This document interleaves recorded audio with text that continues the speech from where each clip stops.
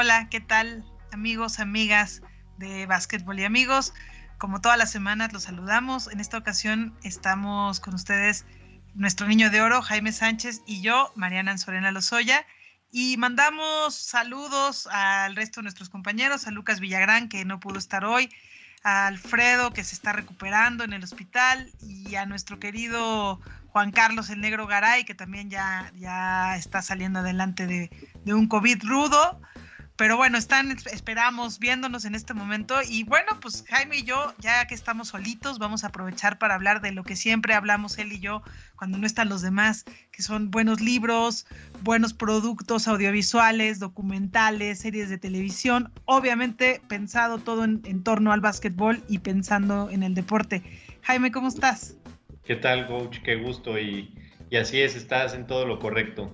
Por fin nos dan un panel para poder hablar un poquito de libros, de, si lo quieres llamar así, como cultura pop y de todo lo que concierne al básquetbol y que le da algún significado a la literatura en particular. Entonces, pues vámonos con todo en este programa. Sí, la verdad es que hay que aprovechar que no están los demás para tocar este tema. Y justamente a partir de la pandemia hubo un boom, sobre todo en Netflix, de contenido muy bien hecho, muy bien elaborado, de miniseries documentales, de documentales en torno al básquetbol. Y me gustaría, Jaime, que comenzáramos hablando de eso. Ya en su momento le dimos la relevancia que tenía a esta serie documental de Last Dance, que habla de la última temporada de los Bulls en la que estuvo Michael Jordan, que es la temporada del 96. Y creo que a partir del boom de lo que fue The Last Dance, además iniciando la pandemia, que tenían a un público literalmente cautivo, esperando el nuevo episodio cada semana, a partir de eso se ha aprovechado para que salgan o vuelvan a tomar relevancia otros productos de ese estilo. A mí me gustaría preguntarte, Jaime, de todos estos productos deportivos que han salido, de series documentales en las plataformas como Netflix, ¿qué es lo que más te ha gustado a ti? ¿Qué nos recomiendas? ¿Cómo has visto tú eso? Mira, en el podcast pasado recomendé ya el documental de Tony Parker. Para los que no hayan tenido la oportunidad de verlo, se los recomiendo bastante, pero creo que esta vez me gustaría aventarme en un 30x30, que es de los magníficos documentales. Pues sí, son pequeños documentales que produce ESPN. Yo les recomiendo en esta ocasión el 30x30 de la batalla de Auburn Hills, se le llama, el Palacio de Auburn. Es el estadio que era de los Pistons, si no mal recuerdo anteriormente, y esta pelea que hubo contra los Pacers, que pues muchos recordamos. Ahí estaba Ron Artest, estaban varios jugadores legendarios, y de cómo este hecho verdaderamente fue un fervor para la NBA y hubo que poner muchas medidas para que no se repitiera, etcétera, porque la verdad fue algo que dio de qué hablar en los periódicos, en las primeras planas durante semanas, básicamente. No sé si lo recuerdas. Sí, por supuesto que lo recuerdo, ya me eché el documental, por supuesto, y que derivó en que este personaje tan interesante, que es Ron Artest, que luego tomó el nombre de Meta World Peace, ¿no? O sea, la máxima paz mundial posible, cambiara de nombre ya con los Lakers que obtuvo el campeonato. Él sí logró recomponer su carrera y tener este campeonato posterior con los Lakers, pero no todos pudieron hacerlo. Ahí nos muestra cómo algunos jugadores muy prometedores, como O'Neal, pues ya no pudieron salir de lo que significó este encuentro entre los Pistons y los Pacers de Indiana. Y fíjate, Jaime, que también escuchando a Ron Artest hablando, y como él cuenta que ya para el momento que ocurre esto en ese partido, él estaba en terapia, tratando de aprender a manejar sus emociones. Creo que todos estos años después ya estamos más familiarizados con hablar de la salud mental y de las emociones de los atletas. Hemos hablado aquí de Kevin Love, cómo lo ha visibilizado, y de atletas en otras disciplinas, ¿no? Como Naomi Osaka en el tenis, que también ese documental está muy bueno y vale la pena en Netflix, como Simone Biles ahora en estos Juegos Olímpicos. Pero en ese momento, y por eso creo que este documental es tan importante, en ese momento no era algo de lo que se hablaba. El manejo de la ira, la salud mental, el equilibrio entre las emociones y el cuerpo. Así es. Y déjame comentar, además, coach, que que Ron Artest terminó siendo un gran rapero. Tiene buenas canciones por ahí, después de haber ganado los campeonatos al hilo con Kobe Bryant y Pau Gasol. Y tiene una entrevista fantástica que, como dices, logró cambiar su personalidad y volverse mejor en el manejo de las emociones, es decir, en la inteligencia intrapersonal. Y tiene una entrevista, tú recordarás cuando encestó un tiro de 3, que el Kobe le pasa la bola y hace un tiro crucial de 3 en las finales contra Celtics. Entonces, ahí hace una broma por el estilo, porque a Kobe se le conocía porque pues, era el tipo que tiraba en su equipo, y que finalmente le pasa la bola a Ron Artest, y Ron Artest no decepciona al público, y con ese triple me parece que los Lakers se ponen adelante en el marcador y logran finiquitar la serie. Jaime, te quiero preguntar también de este otro documental que se llama The Playbook, que es un documental sobre distintos coaches de distintas disciplinas y que va por capítulos y que justamente tiene 2 episodios dedicados al básquetbol, dedicados uno a la actual coach campeona olímpica, Dawn Staley, que es esta gran coach estadounidense, y otro dedicado a Doc Rivers. Doc Rivers, histórico jugador de los Pistons, que posteriormente pues ha sido coach histórico con Boston y luego no le fue tan bien con los Clippers y que ahora está con Filadelfia. ¿Qué piensas de esta serie, magnífica serie? Creo que a mí el episodio de Doc Rivers me pareció de los mejores episodios y pues la súper recomendamos, The Playbook. A mí me encanta, sobre todo en el mundo deportivo. Creo que los entrenadores, y tú bien lo sabrás, entonces lo puedes tomar como un elogio, el entrenador hace, yo diría que un buen 50% del trabajo, la verdad. El otro 50% dependerá de los jugadores, pero creo que tiene que haber alguien que sea el líder fuera de la cancha y que le dé dirección al juego o rumbo al partido. Es decir, plantear las jugadas, saber leer el marcador, saber los jugadores del equipo contrario y los del tuyo propio, pues también si están en límite de faltas, aprovechar eso. Todo ese manejo son cosas que los coaches tienen que ir pensando, pero literalmente sobre la marcha. Entonces, pues es muy meritorio. Y es que fíjate, Jaime, que justo creo que los mejores coaches son los que, o sea, sí lo ejecutan sobre la marcha, pero ya tenían entrenado esos escenarios posibles. Los coaches que son capaces de adelantar escenarios y trabajarlo durante la semana en los entrenamientos les ayuda, ¿no? Y también otra cosa que yo me he dado cuenta como coach es que cuando tu trabajo es bueno, no debes de notarte tanto. Y cuando tu trabajo es malo, te notas muchísimo. Es muy evidente, ¿no? Desde luego, sí, exacto. Mira, yo recuerdo, y me voy a salir un poquito del básquetbol, pero creo que sí es un tema que tiene que ver y que voy a meter ahora mismo a colación. Recuerdo en la Serie Mundial, yo creo que es la mejor que he visto en mi vida, cuando los Cardinals estaban disputando un wild card, es decir, un comodín, para meterse a playoffs. Ni siquiera se estaban jugando el pase a playoffs. Con Tony La Russa, era el equipo de Carpenter, de Albert Pujols, etcétera, claro. Muchas estrellas. Y Tony La Russa escribe un libro que también lo recomiendo mucho. Bueno, no lo escribe él, sino colabora para escribirlo, y se llama One Last Strike, un último strike, porque después de esta serie mundial se retira. Bueno, ahorita regresó del retiro, pero habla exactamente de lo que dices. Tony La Russa, yo recuerdo en toda esta, en toda esta campaña de playoffs, nunca lo vi festejar, la verdad. Todo el tiempo tenso, todo el tiempo haciendo cambios, experimentando, y literalmente fue cuando ya ganó la serie, cuando cantaron el último out, cuando de plano festejó y cuando se le reconoció, porque antes en la temporada pues había sido pues más o menos, o sea, no había logrado lo que se esperaba de él y se coronó campeón. Entonces lo que dices yo creo que se ajusta perfectamente a este ejemplo de Tony La Russa con los Cardinals. Sí, y ya casi nos vamos a nuestra primera pausa del programa, pero justo completando lo de los coaches, ¿qué quieres decir? Antes de irnos a esta pausa y aprovechando nuestro programa especializado en cine, televisión y literatura de deporte, me quiero ir a la pausa recomendando Eleven Rings, este gran libro de Phil Jackson. Ya la semana pasada recomendé otro libro de Phil Jackson, pero quiero recomendar ahora aquí Eleven Rings, que ya lo ven ustedes en la pantalla, lo muestro aquí también yo un poquito.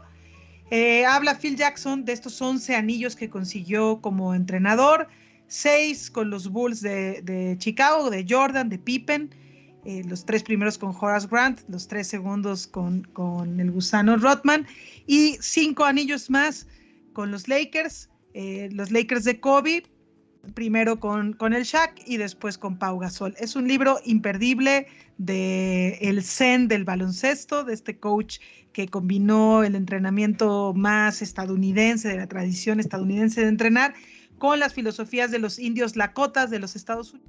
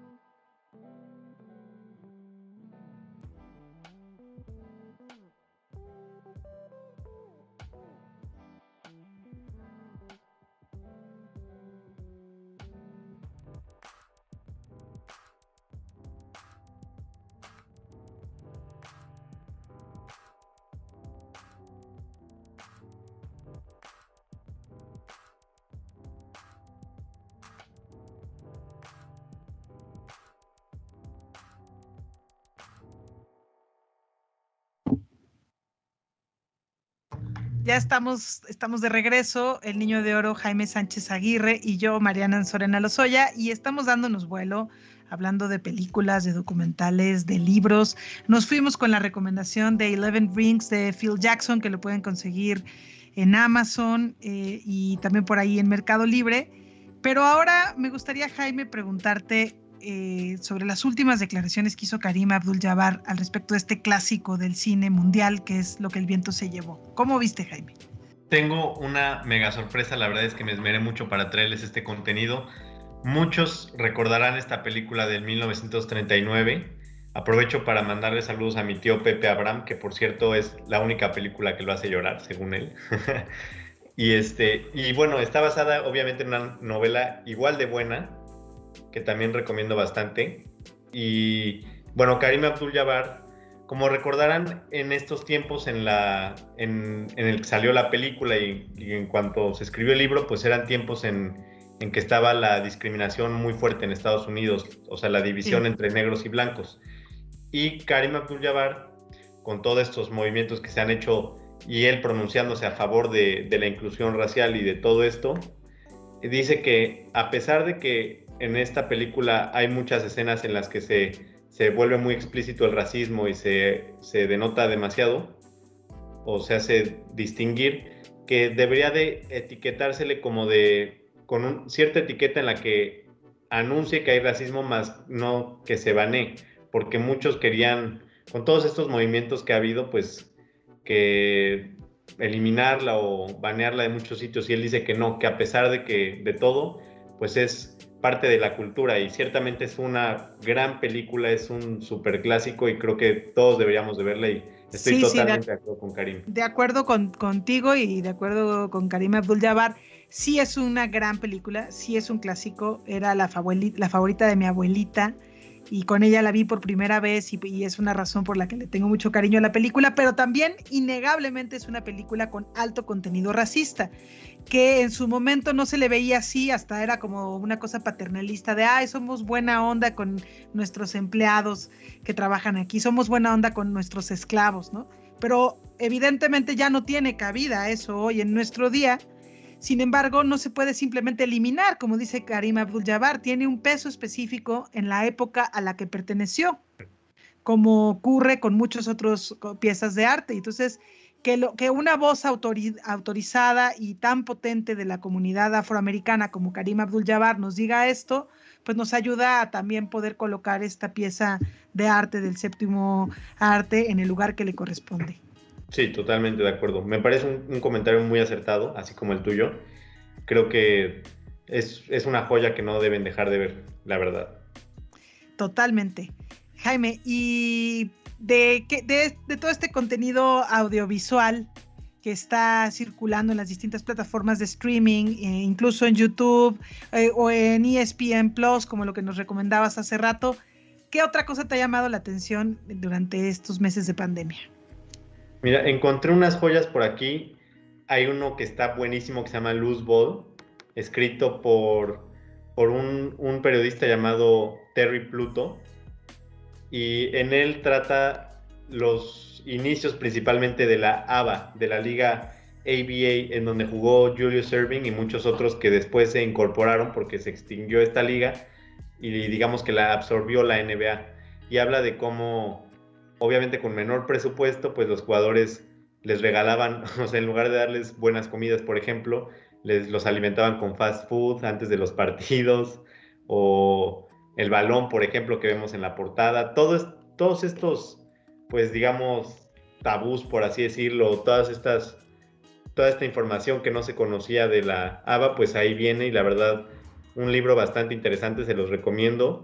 Y también les recomiendo ver los highlights de Julius Erving en la ABA, Dr. J, porque ya cuando llegó a la NBA ya no era el Dr. J tan explosivo, con el afro y toda esa cultura de Rocker Park de Nueva York.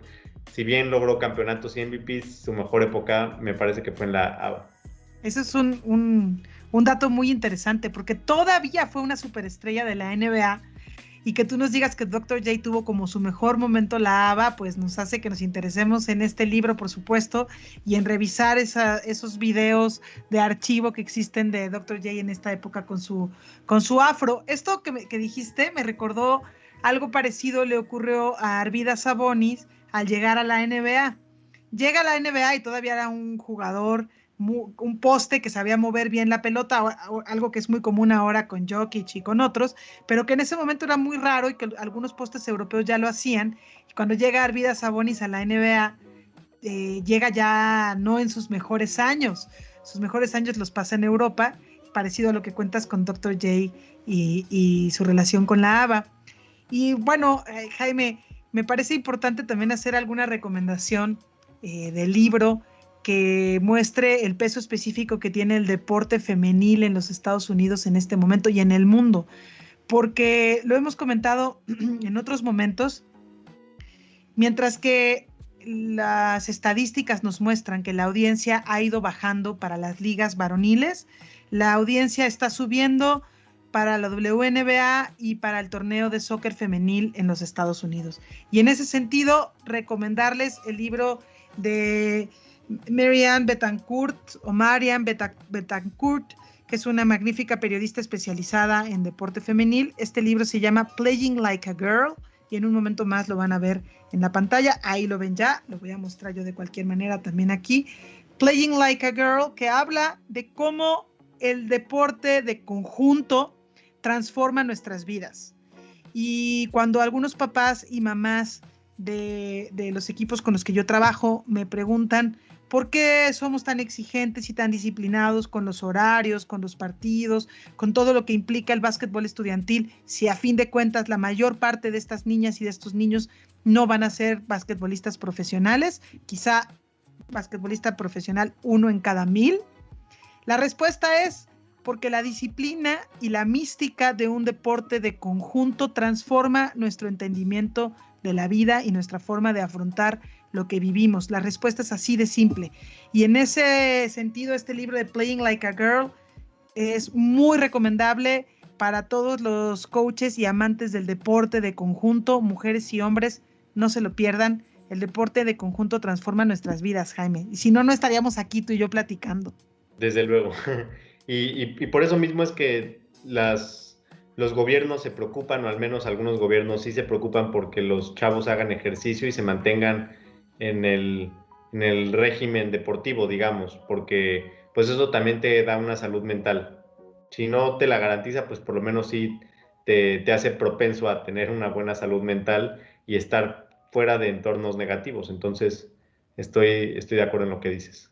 Ya nos contarás ahorita, Jaime, tu experiencia jugando en básquetbol en equipos estudiantiles a nivel primaria, secundaria, pero lo que yo he visto es que muchas veces para los chicos y las chicas formar parte del equipo de básquet es lo primero que ellos hacen de forma disciplinada, que ellos eligen, que no es obligatorio como la clase de inglés, como la clase de matemáticas. Estoy en el equipo de básquet y me comprometo a toda la disciplina que eso implica porque así lo decido. Y empiezan ellos a darse cuenta que entre más le dedican y más se comprometen y más trabajan en conjunto, también el básquetbol les regresa más partidos ganados, por ahí algún trofeo, alguna medalla, muchas emociones en conjunto, viviendo con todo lo que ocurre en torno a los equipos, ¿no? La porra, las familias, los triunfos, salir a otras escuelas a jugar. Y eso vas viendo que transforma tu vida, y muchas veces cuando tienes 10, 11 años es la primera vez que tú te enfrentas con que tu disciplina y tu entrega te devuelve eso. ¿Cómo fue para ti la experiencia de ser un jugador a nivel estudiantil? Pues para mí, yo llegué un tiempo como a los 13 años más o menos que yo jugaba en un bastante buen nivel, o al menos eso quiero pensar. Y tuve la oportunidad de ir a los campamentos de los Spurs en San Antonio, en verano y en invierno. Y bueno, ahí me di cuenta de muchas cosas, entre ellas que puedes ser a lo mejor el mejor jugador en tu liga, en tu ciudad, y eso no significa absolutamente nada, porque llegando allá, todos los jugadores eran mucho más altos que yo, mucho más rápidos que yo, con mucha más técnica, con mucha más habilidad, y pues eso me ayudó a poner los pies en la tierra, darme cuenta de que pues puedes a lo mejor meter 30 o 25 puntos por juego en tu liga, y eso ni siquiera te alcanza para jugar básquetbol de tercera división en colegial. Pero sí, hoy, pero del básquetbol... Después de todos estos años, ¿qué dirías que le aportó la disciplina? O sea, claro, no ibas a ser un basquetbolista profesional, porque como bien lo dices, pues había jugadores más altos, más talentosos, más fuertes. No importa, en realidad eso es absolutamente secundario, ¿no? El básquetbol profesional es nada más la punta del iceberg de todo lo que es la cultura del baloncesto. Claro. ¿Qué dirías que le ha dejado a tu vida cotidiana el básquetbol? Bueno, además de que el básquet me ha dado las mejores memorias de mi vida, o de las mejores, conocer jugadores, estar en contacto con jugadores, exjugadores, etcétera, pues también es la disciplina de meterte tú mismo en una disciplina y querer hacer las cosas por ti, o sea, retándote a ti mismo y queriendo superar tus propios límites. Yo creo que eso te lo da para al momento que quieres estudiar una carrera, cuando estás trabajando o buscando un trabajo, por ejemplo. Pienso que el deporte es muy importante para los jóvenes porque les enseña eso. Como dices, si no van a ser tenistas profesionales o futbolistas profesionales, pues cuando menos van a ser gente disciplinada y que además se motiva para alcanzar logros. Yo creo que eso en particular te lo da esa mentalidad ganadora o mentalidad de atleta, no la puedes conocer si no haces deporte. Sí, de acuerdísimo contigo, Jaime.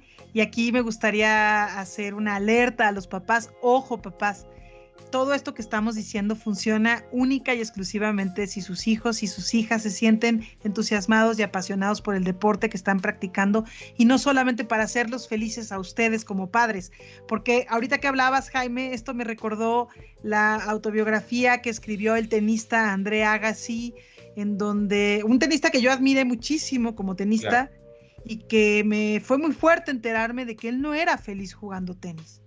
Ganó cualquier cantidad de Grand Slams, estuvo casado con la modelo de moda, etcétera, etcétera, y no era feliz porque no era lo que él deseaba. Entonces, claro, está padrísimo la disciplina que nos regala el deporte, que nos regala el básquetbol, pero es muy importante que a cada niño y a cada niña le guste realmente esto, ¿no? Y lo sabemos muy bien, Jaime, hay un deporte adecuado para cada personalidad, son muy distintos entre sí los deportes. Ojalá a todos les encantara el básquet, pero sabemos que no siempre es así. Jaime, y de esta rivalidad histórica, yo creo que la rivalidad más importante de la historia del baloncesto, que es la rivalidad entre Magic Johnson y Larry Bird, sí. ¿Qué nos recomiendas? ¿Qué consumo mediático hay? ¿Qué hay para leer? ¿Qué hay para ver de la gran rivalidad? Mira, tengo así como este escritor peruano que tanto nos encanta, Bryce Echenique, en su colección de memorias y antimemorias, tengo unas memorias de Larry Bird y de Magic Johnson. Esta vez sí jugaron en el mismo equipo y se llama When the Game Was Ours, cuando el juego era nuestro. Durante una década se podría decir que dominaron ellos dos el básquetbol. Se llevaron todos los premios posibles, MVPs, campeonatos, All-Stars, todo lo que se nos puede imaginar en manos de Magic y de Larry Bird. Y creo que al final de cuentas, creo que los aficionados pueden tomar la decisión de quién realmente fue mejor. Desde mi punto de vista, creo que Magic fue mejor, pero no por mucho, ¿eh? Yo creo que el que me diga que desde su punto de vista Larry Bird fue mejor, yo creo que nos podemos echar un buen round y se definiría hasta las últimas instancias, porque Larry Bird también fue sensacional. Sí, sensacionales los dos, la verdad. Tuvimos la oportunidad de verlos, aunque ya al final de su carrera, jugar juntos con el Dream Team de Barcelona 92. Difícil decidir cuál de los dos era mejor jugador. Podríamos hacer un programa especializado solamente en dirimir esta situación. Lo cierto es que ambas carreras terminaron un poquito antes de lo que deberían. En el caso de Magic, porque dio positivo a VIH, y en el caso de Larry, porque la espalda baja no lo dejó vivir. De hecho, todas sus últimas temporadas en la NBA, siempre que estaba en banca, estaba acostado con este rodillo, liberando un poco la presión de la espalda baja, que es una de las molestias, de las afecciones físicas que más lastiman a los basquetbolistas por la estatura que tienen, porque finalmente tienen la misma cantidad de músculos que una persona de mediana estatura, misma cantidad de músculos para sostener un cuerpo totototote, y justamente aquí la articulación de la cadera, los músculos de la espalda baja, los músculos lumbares sufren muchísimo, y a Larry lo retiraron un poco antes de tiempo y hicieron que sus últimos años no fueran tan buenos. Pero bueno, esta rivalidad que se daba desde que jugaban colegial y que siguió en la NBA con los Celtics y los Lakers, y lo que cada uno de estos dos equipos encarnaban y representaban para la cultura de los Estados Unidos, un jugador blanco y un jugador negro, los dos llenos de talento, llenos de magia, Y bueno, qué buena recomendación estas memorias de Larry y Magic. No las conozco, Jaime. ¿Dónde las podemos conseguir? Esas están disponibles en Amazon, por el momento están solamente en inglés, pero sabemos que Amazon tiene cobertura en cualquier parte del mundo, entonces pidiéndolo desde Amazon llega a la puerta de tu casa, y lo recomiendo bastante, la verdad. Y quiero también hacer a manera de ejercicio, eh, poner esta pregunta para que la discutamos rápidamente, coach. Además de Échamela. Larry y de Magic, hay otros jugadores, grandes jugadores en sus equipos. ¿A quiénes recuerdas dentro de Lakers y de Celtics y cuáles son, pues, los méritos por los que los recuerdas, o por su faceta o por su estilo de juego? Bueno, de aquellos Lakers ya estábamos hablando hace rato de Karim Abdul-Jabbar, sin lugar a dudas a Karim.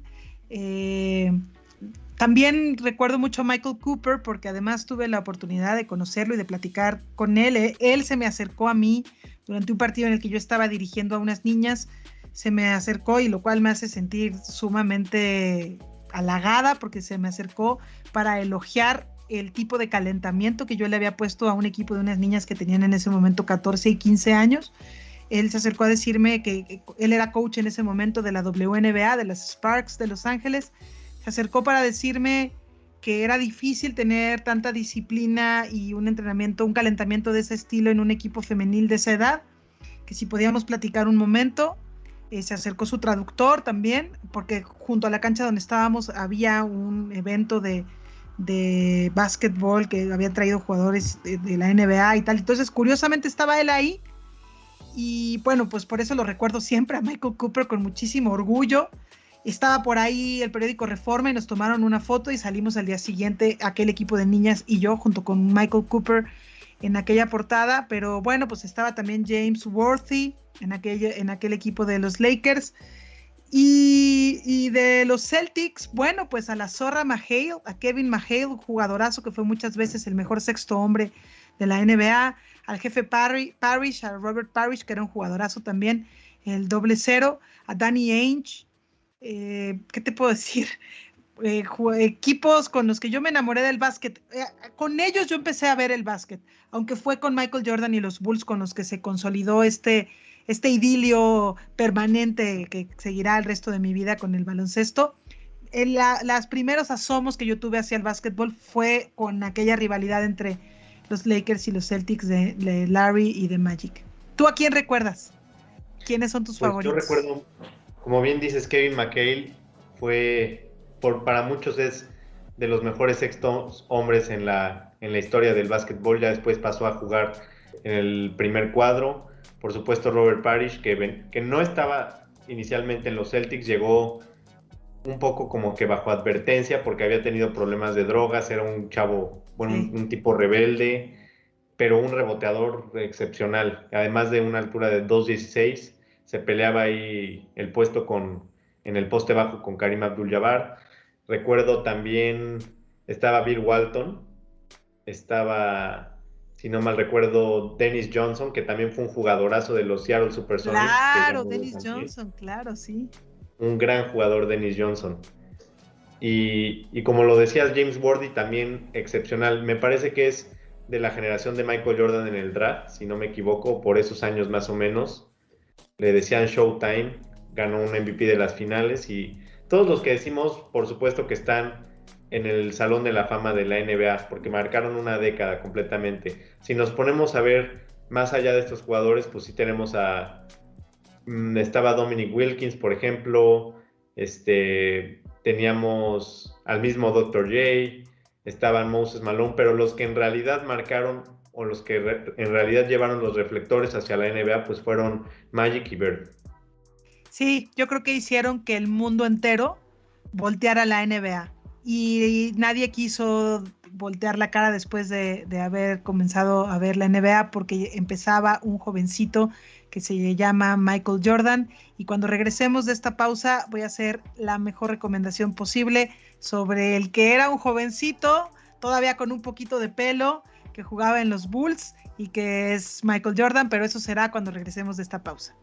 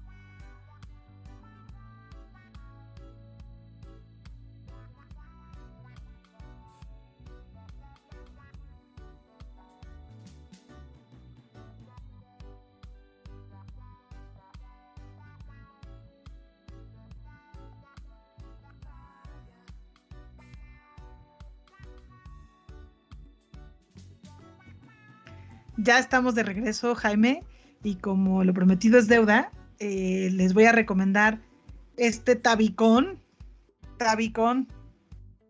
que es una biografía sobre Michael Jordan. Me parece a mí que la mejor biografía que hay sobre Michael Jordan se llama Life y es de Roland Lassenby. Se lo consiguen tranquilamente en Mercado Libre y en Amazon. Es un tabicón que no se pierde ningún detalle de la vida del que para mí es, sin lugar a dudas, el mejor basquetbolista de todos los tiempos, y está quizá también entre los 3 mejores deportistas de todos los tiempos, aunque en el béisbol no le haya ido tan bien después con el equipo de Chicago. De cualquier manera, es un súper atleta. Ya lo decíamos, Jaime, Michael Air Jordan hizo que los que ya habíamos volteado a ver el básquet no pudiéramos ya jamás dejar de verlo. Me parece, y lo tengo aquí detrás, con los brazos abiertos, sosteniendo el balón, sus imágenes sosteniéndose en el aire, un poco más de lo que lo puede hacer un humano común y corriente, saltando desde la línea de tiro libre y manteniéndose en el aire, cambiando la pelota de dirección de un lado al otro, y con momentos de su vida muy dramáticos, como el secuestro de su padre, como estas acusaciones que ahora le han hecho sus compañeros en los Bulls de haber sido muy duro y muy exigente por este altísimo nivel de competencia, que también ahí tendríamos tema para otro programa, hablar de si se puede ser extremada y altamente competitivo sin la necesidad de ser tiránico, de ser punitivo. Habría algo que discutir ahí. La vida de Michael Jordan es interesante, es apasionante. No fue un jugador que se comprometiera con el activismo de la comunidad afroamericana. También, como hablábamos hace rato con lo que el viento se llevó, hay que entender a Michael Jordan en el tiempo en el que le tocó vivir, pero es una biografía imperdible, porque conocer la vida de Jordan es casi un obligado para quienes amamos el básquetbol. ¿Cómo ves, Jaime? Desde luego. ¿Conoces el libro? Obvio, a Jordan lo conoces. ¿Qué piensas? Bueno, traes tu playera, ¿no? Los Bulls. Bueno, mi playera es de Scottie Pippen. Mi playera es del 33. De Scottie Pippen, que fue básicamente el Robin de ese Batman. Fue su escudero, fiel escudero, y claro, igual copartícipe de esos, o cofundador de esos Bulls de 6 campeonatos, 3 al hilo y después otra vez 3 al hilo. Y me parece que es un libro muy interesante. Yo creo que hoy en día los que amamos el básquet, pocas cosas no sabemos ya de Michael Jordan. Es prácticamente una leyenda viviente, pero no está de más leer ese libro, y la verdad la recomendación es buenísima, y pues es Michael Jordan al final de cuentas. O sea, está retirado y cada vez que hace algo, por más mínimo que sea, los reflectores vuelven a caer encima de él, echándose una reta con Tom Brady en la playa, de repente aparece para jugar con fanboys, básicamente. Todo lo que hace Michael Jordan es polémico al final del día. Y nos da apariciones mediáticas muy a cuentagotas, ¿no? Hay otros jugadores que después, otros grandes jugadores que después se vuelven comentaristas, ¿no? Como Reggie Miller, como Chris Webber, como Charles Barkley. Jordan no. Hay otros que siempre aparecen como jueces en los concursos de clavadas. Jordan no. No es que se volvió un ermitaño y está en una cabaña, no, pero sus apariciones públicas son muy a cuentagotas, y creo que lo hace bien, porque eso ha ayudado también a preservar su estatus de leyenda. No sé qué opinas tú, Jaime. No, totalmente. Y creo que hace lo correcto, la verdad. A veces pienso que Jordan dedicó tanto tiempo de su vida al básquetbol que en algún momento se cansó. Como cualquier ser humano se puede cansar, y dijo, está bien, después de haber ganado todo y de haber hecho de su nombre una leyenda completamente, pues finalmente creo que se dedica a vivir la vida. Subió de peso, toma whisky, fuma puros, entonces creo que está bien. Sí, lo de fumar puros es una constante, ¿no? Ya sabemos que incluso hasta tiene un dedo que no puede doblar porque se lo cortó con la cortadora de puros. Entonces, pues sí, se dedica a vivir la vida, no está desapegado del básquetbol, sabemos que es ejecutivo de un equipo, pero no es un constante en las apariciones mediáticas, se la lleva leve, y pienso que está bien. Pero, a ver, sí es el mejor jugador de todos los tiempos. Sí tiene una carrera bastante limpia dentro de lo que cabe, pero tiene sus claroscuros. Y en esos claroscuros es donde está el matiz y la carnita de la historia. Y para eso vale mucho la pena echarse este libro, Michael Jordan, The Life. Jaime, ¿qué otra recomendación nos tienes tú el día de hoy? Por último, tengo una recomendación bastante pensada. Creo que esto le va a beneficiar bastante a los entrenadores que nos vean. Se llama 7 Seconds or Less. Uf. Es de un entrenador que a mí no me gusta nada. A la mayoría de los del equipo creo que tampoco les gusta. Se trata de Mike D'Antoni y en sus mejores épocas con los Phoenix Suns de Steve Nash, 2 veces MVP, Amari Stoudemire, estuvo Shaq también algún tiempo, y habla de este estilo de juego ya poco convencional, pero como bien lo decías, coach, basado en el small ball y que quiere decir run and gun, correr y disparar. Esta regla que a Mike D'Antoni pues lo hizo famoso básicamente, de ahí consiguió ser el coach general de los Houston Rockets o de otros equipos. Entonces, pues este esquema de alguna forma le sirvió. Yo no sé si Steve Nash era demasiado bueno y eso hacía que saliera a relucir el trabajo de Mike D'Antoni, o tal vez fue suerte, no lo sé, pero les recomiendo mucho este contenido. Qué interesante que toques este tema, ¿no? De Mike D'Antoni y de esos Phoenix Suns, que pues finalmente de ahí deriva mucho lo que se ha ido consolidando como el small ball, ¿no? Como este juego más perimetral, más rápido, que privilegia el tiro rápido en 7 segundos o menos, para no darle tanta oportunidad a los equipos que tienen un juego más lento, más basado en los jugadores fuertes, pesados, de pintura. Ya vimos también que la receta del small ball es interesante, sí ayuda a que el básquetbol cambie. Sin esta lógica tampoco hubiéramos podido pensar en unos guerreros de Golden State con un Stephen Curry tirando tanto de distancia, con los Splash Brothers, etcétera. Pero ellos lograron un equilibrio. Otros equipos que han querido llevar esta lógica de los 7 seconds or less sin jugadores de pintura, como le pasó a los Rockets de hace 2 temporadas, hemos visto que no les funciona tanto, ¿no? El básquetbol sí es un juego de posiciones, y también es algo lindo, donde hay jugadores más altos, menos altos, más gorditos, más fuertes de pintura. Pero sí funciona distribuir el balón rápido, sí funciona tirar el balón rápido, y eso también le da esperanza y sueño de llegar al básquetbol profesional a jugadores que no miden más de 2 metros.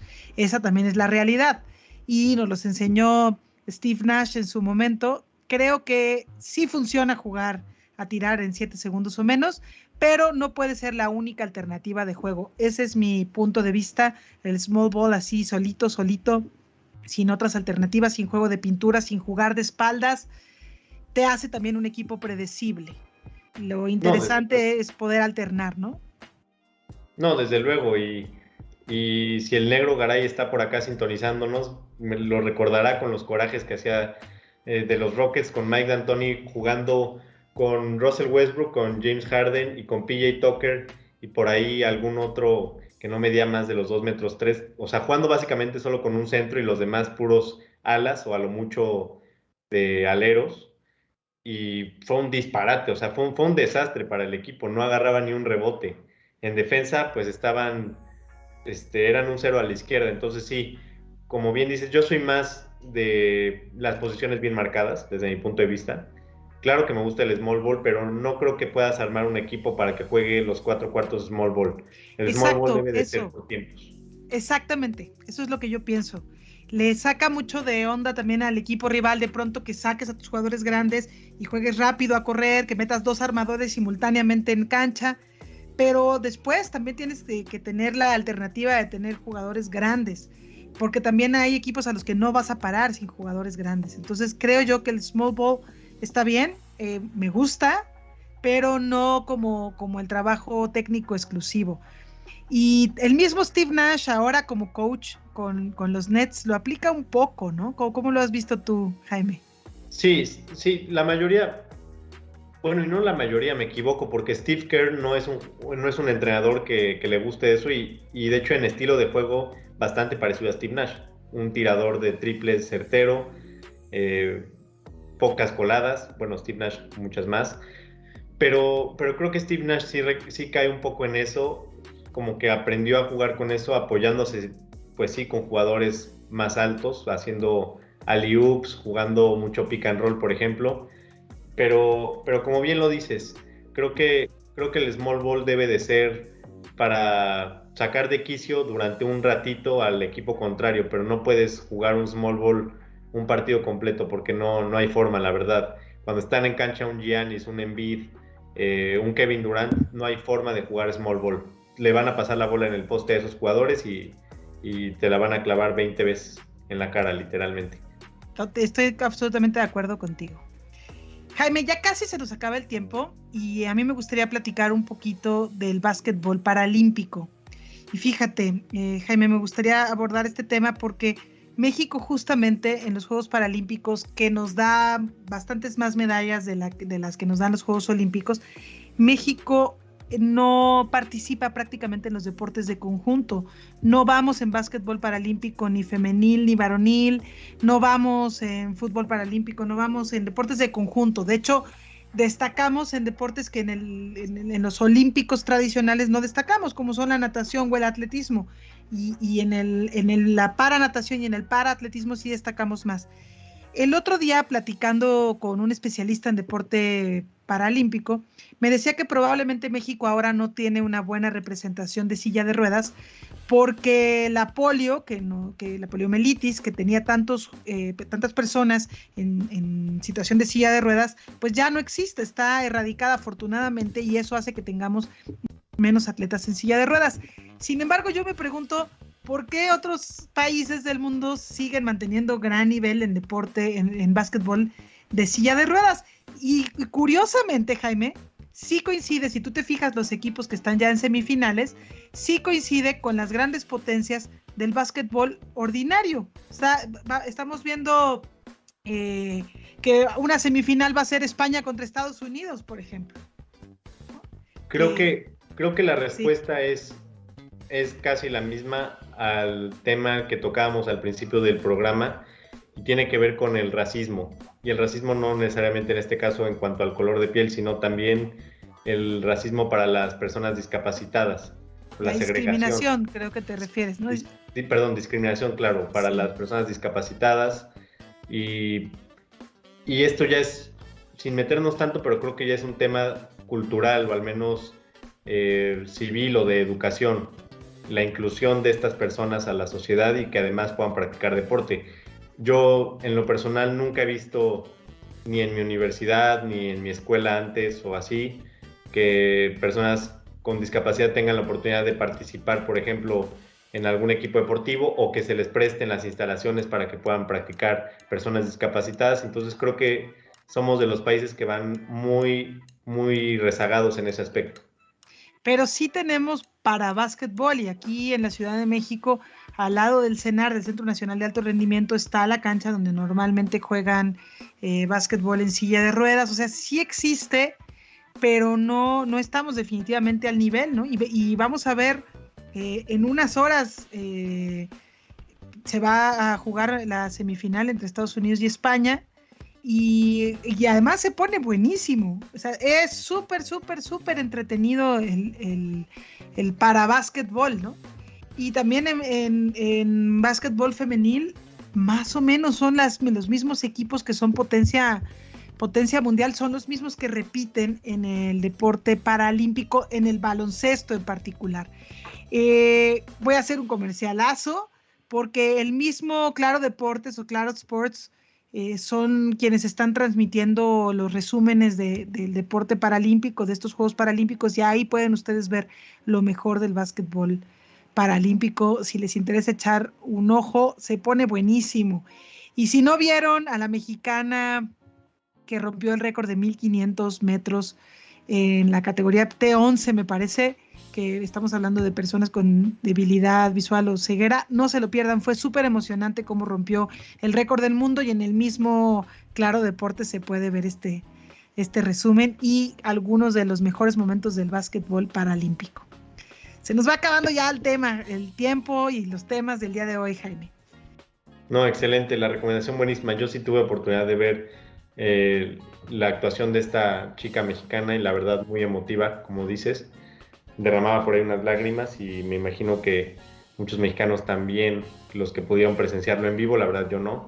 Vi la repetición y la verdad muy emotivo y creo que es un tema para que merecería más la pena darle reflectores y no tanto así como de que si ya acabaron las Olimpiadas, pues ya, y no darle oportunidad a los Paralímpicos de... Sí, por supuesto, y la verdad es que no somos especialistas aquí, pero me parecía importante que fuera a tocar un poco de refilón el básquetbol paralímpico y ojalá que las recomendaciones que les hemos hecho hoy, Jaime, por ahí hayamos sembrado la curiosidad en alguien. Hay mucho cine, hay muchos libros de baloncesto y seguiremos haciendo recomendaciones cada semana, pero hoy que estábamos solos y que somos unos apasionados de la lectura, Jaime y yo, pues no quisimos desaprovechar la oportunidad. ¿Algún último comentario, Jaime, antes de despedirnos?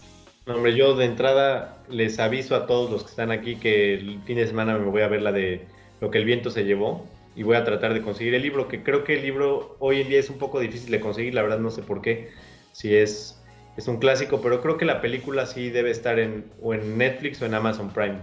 Entonces por ahí la recomiendo muchísimo. No se desesperen porque sí es una película de 1939. Y larga, es bastante larga. Y larga además. Pero y luego la colorearon el negativo, entonces está a color, pero con un color coloreado sobre claro, la película. Sí, vale mucho la pena. Y bueno, ya tienen estas recomendaciones de la biografía de Jordan, de las memorias de Larry y Magic y mucho más. Nos vemos la próxima semana. Si les gusta nuestro contenido, pasen la voz, denos clic en la campanita, suscríbanse, compartan este programa, pero si no les gusta, por favor, sean sumamente discretos. Hasta la próxima.